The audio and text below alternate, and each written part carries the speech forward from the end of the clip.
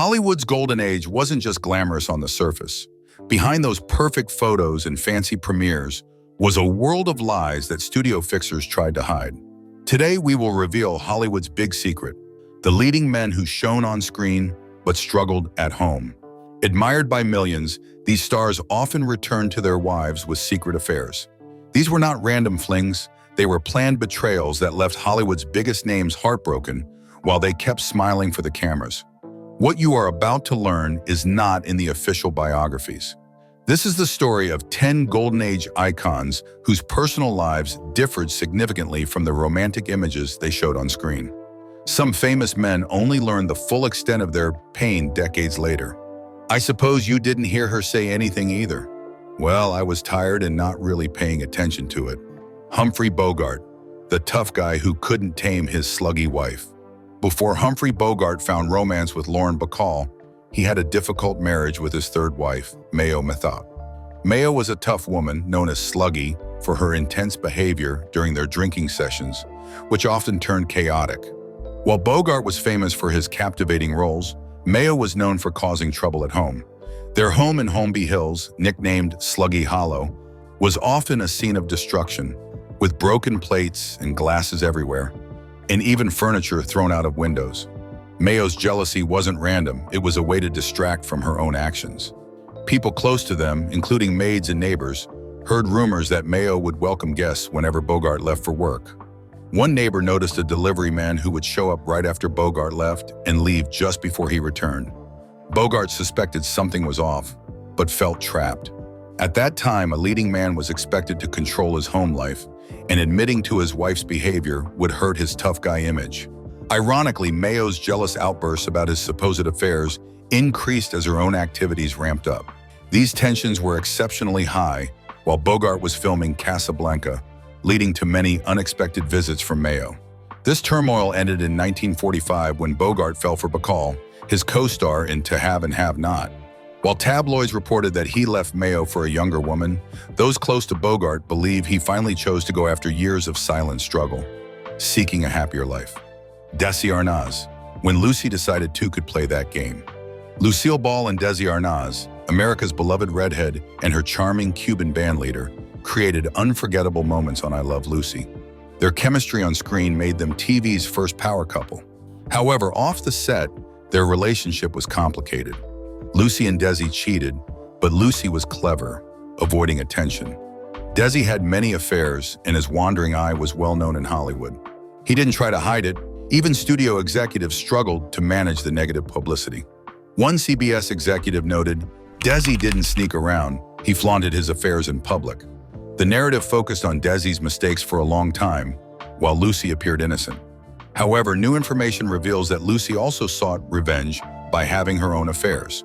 A close friend explained, it was her way of coping after the public humiliation. If Desi could play around, why couldn't she? Lucy was strategic. While Desi's flings were obvious, she kept hers discreet with solid alibis. Rumors suggest she became involved with some of her co-stars but handled it quietly. A former publicity expert acknowledged her wisdom. Lucy understood that while fans might overlook Desi's bad behavior, they would harshly judge her. Despite the betrayals, there was a genuine bond between them. After they split in 1960, they struggled to live apart but still felt a strong connection. A family insider noted, they remarried but still had that electric chemistry. Clark Gable and Carol Lombard returned from Kingman, Arizona as Mr. and Mrs. Gable, but even someone as lively as she thought he was special. Clark Gable, the king of Hollywood, dethroned at home. Clark Gable, the iconic heartthrob from Gone with the Wind, was total Hollywood royalty.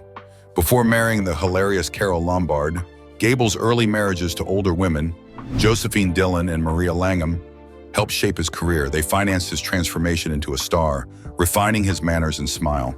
Josephine treated him like a project, while her social life thrived with other suitors.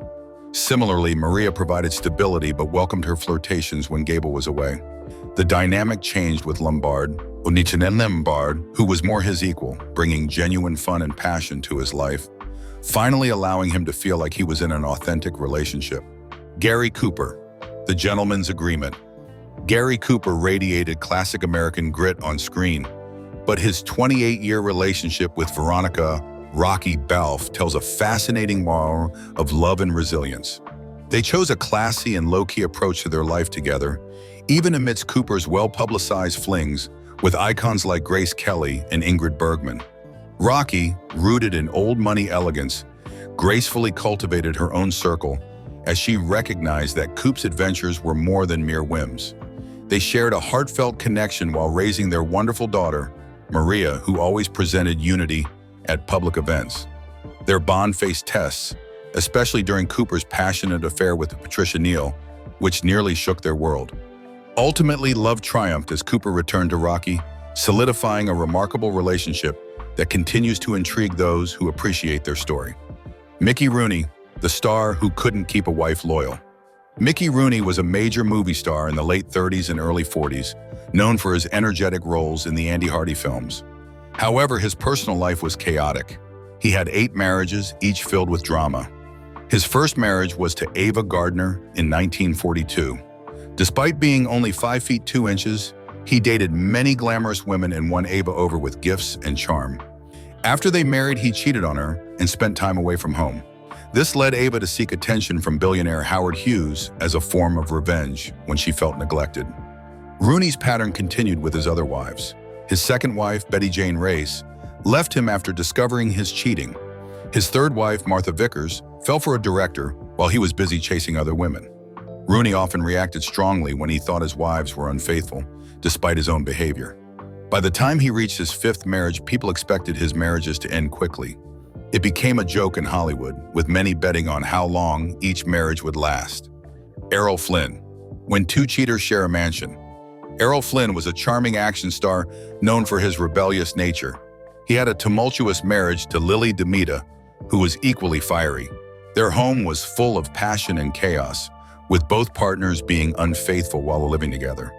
Flynn famously said, "I like my whiskey old and my women young," highlighting his hedonistic lifestyle. Lily matched his infidelities, treating their vows as mere suggestions. Their parties on Mulholland Drive became lively events, with Flynn flirting with starlets, while Lily enjoyed the company of her admirers. Guests often left feeling thrilled by the energetic atmosphere. The couple had separate living spaces but shared a dramatic public life. They frequently had explosive arguments, mixing angry words and flying objects, only to make up passionately afterward. Ultimately, their intense romance ended in 1942 after 6 years. Friends thought even their vibrant personalities could not keep up with the chaos forever, marking the close of a wild chapter. William Holden, the golden boy who met his match. William Holden was a famous actor known for his roles in Sunset Boulevard and The Bridge on the River Kwai.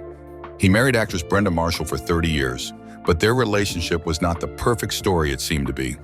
They married in 1941 and stayed together until 1971, often seen as a strong couple despite the challenges of Hollywood. Holden's charm led to several affairs, and there were rumors about relationships with stars like Grace Kelly and Audrey Hepburn. Brenda was aware of his flings and managed to create her own life while he was away filming. She quietly enjoyed the company of men who were more emotionally available. They seemed like a happy family, attending events with their children in public. Their arrangement allowed them to maintain a respectful partnership. They found a way to keep their family life stable while dealing with the temptations of their careers. They balanced their needs and focused on what mattered most to their family. Tony Curtis, the Hollywood heartbreaker who got a taste of his own medicine. Tony Curtis and Janet Leigh were a famous Hollywood couple in the 1950s. They looked great together and were often in the spotlight. However, their marriage had problems. Tony was known for cheating, but Janet was not just a silent partner. She made real connections with some of her co-stars and directors instead of waiting for Tony to change. Their relationship was complicated. Tony's loud affairs clashed with Janet's quiet, meaningful bonds. After 11 years, they divorced in 1962. People blamed Tony's cheating for the split, but those who knew them understood that Janet's emotional strength showed the emptiness in their marriage.